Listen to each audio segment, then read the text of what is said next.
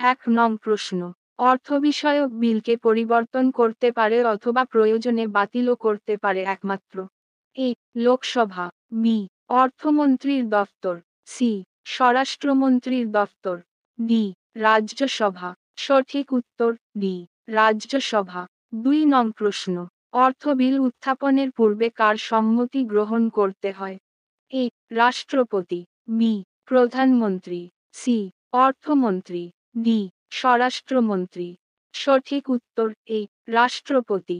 ৩ নং প্রশ্ন, ২০১৩ খ্রিস্টাব্দের ১৯শে নভেম্বর কোন প্রাক্তন প্রধানমন্ত্রীর ৯৪তম জন্মদিবস উপলক্ষে ভারতের প্রথম মহিলা ব্যাংক হিসেবে ভারতীয় মহিলা ব্যাংক স্থাপিত হয়েছিল? A Pandit Jawaharlal Nehru, B Indira Gandhi, C Gulzarilal Nanda, D Lal Bahadur Shastri. সঠিক উত্তর বি ইন্দিরা গান্ধী।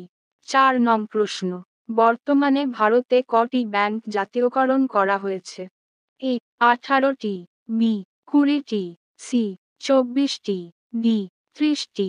সঠিক উত্তর সি 24টি। ৫ নং প্রশ্ন, ভারতীয় রিজার্ভ ব্যাংকের গভর্নর হিসেবে শক্তিকান্ত দাস কেন্দ্রীয় সরকার কর্তৃক কবে নিযুক্ত হয়েছেন? এ ২০১২ খ্রিস্টাব্দের ১৬ আগস্ট, বি ২০১২ খ্রিস্টাব্দের ২রা সেপ্টেম্বর, সি ২০১৩ খ্রিস্টাব্দের ১লা জানুয়ারি, ডি ২০১৮ খ্রিস্টাব্দের ১১ই ডিসেম্বর। সঠিক উত্তর ডি ২০১৮ খ্রিস্টাব্দের ১১ই ডিসেম্বর। ৬ নং প্রশ্ন, কেন্দ্রীয় সরকারের অর্থ দপ্তর থেকে ভারতীয় রিজার্ভ ব্যাংকে মোট কতজন প্রতিনিধিত্ব করেন? এ ২ জন, বি ৬ জন, সি ৪ জন, ডি ৮ জন। সঠিক উত্তর এ ২ জন। ৭ নং প্রশ্ন, ভারতীয় রিজার্ভ ব্যাংকে মোট কতজন ডেপুটি গভর্নর পদে বহাল থাকেন? এ ৩ জন, বি ৫ জন, সি ৪ জন, ডি ৬ জন। সঠিক উত্তর সি ৪ জন। ৮ নং প্রশ্ন, ভারতীয় রিজার্ভ ব্যাংকের কেন্দ্রীয় বোর্ডে মোট কতজন প্রতিনিধিত্ব করে থাকেন?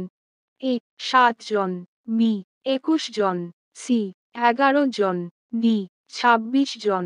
সঠিক উত্তর বি ২১ জন। ৯ নং প্রশ্ন, এলআইসি ১৯৫৬ খ্রিস্টাব্দের ১লা সেপ্টেম্বর মোট কত মূলধন নিয়ে গঠিত হয়?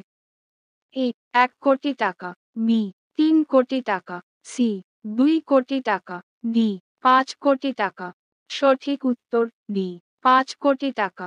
১০ নং প্রশ্ন, ভারতের মধ্যে বৃহত্তম কমার্শিয়াল ব্যাংকটির নাম কি? A central bank of India, B state bank of India, C Indian bank, D Allahabad bank. সঠিক উত্তর B state bank of India.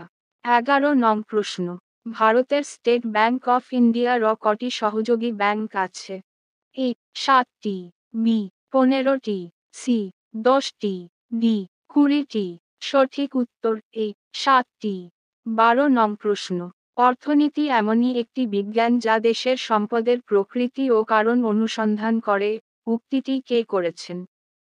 A Paul Samuelson, B Alfred Marshall, C Adam Smith, D Lionel Robbins.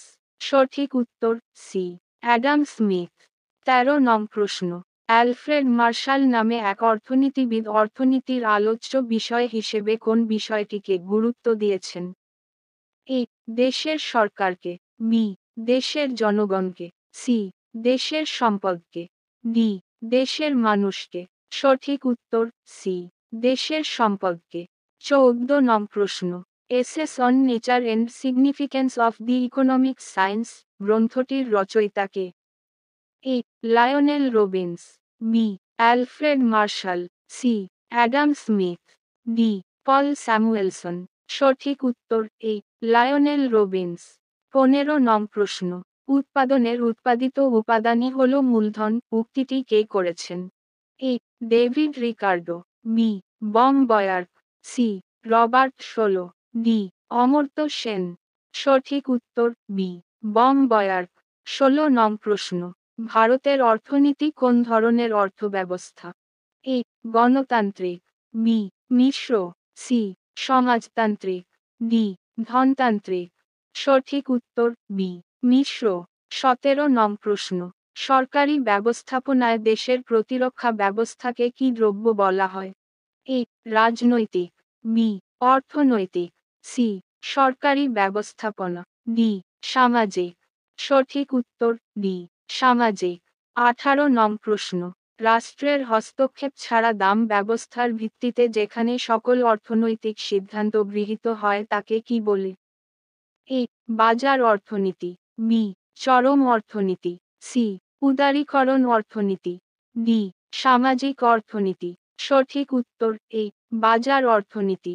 19 নং প্রশ্ন, কোন অর্থনীতিবিদকে অর্থবিজ্ঞানের জনক বলা হয়? এ যা ব্যাপতিস্তে শেকে, B Adam স্মিথকে, C ফ্র্যাঙ্কেলকে, D লেইজিনিসকে। সঠিক উত্তর বি অ্যাডাম স্মিথকে। 20 নং প্রশ্ন, অর্থনীতি হলো এমনই একটি শাস্ত্র যা মানুষের দৈনন্দিন জীবনের সাধারণ কাজকর্ম নিয়ে আলোচনা করে। উক্তিটি করেছেন A Karen Arms, B Alfred Marshall, C Garrett Hardin, D Phyllis Deane. সঠিক উত্তর বি আলফ্রেড মার্শাল।